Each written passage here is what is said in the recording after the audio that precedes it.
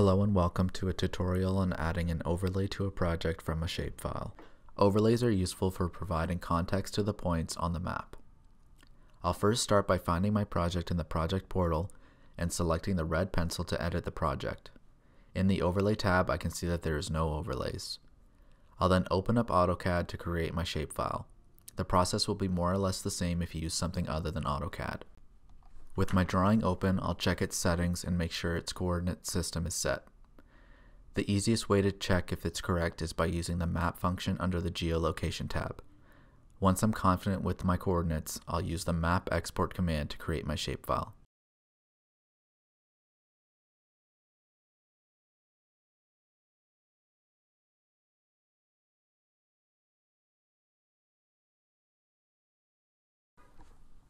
I'll set the object type as line, and I'll be using all of the objects in my drawing.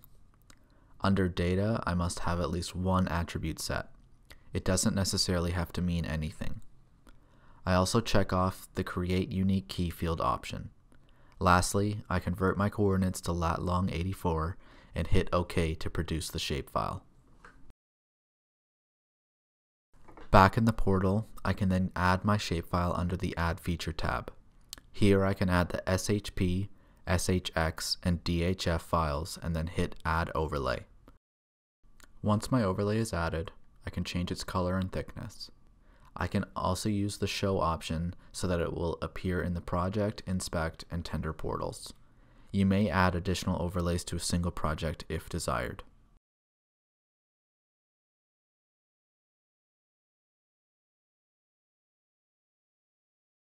Here I can return to the project portal where I can see my overlay on the map after selecting my project. I hope you found this tutorial useful for adding overlays. Thanks for watching.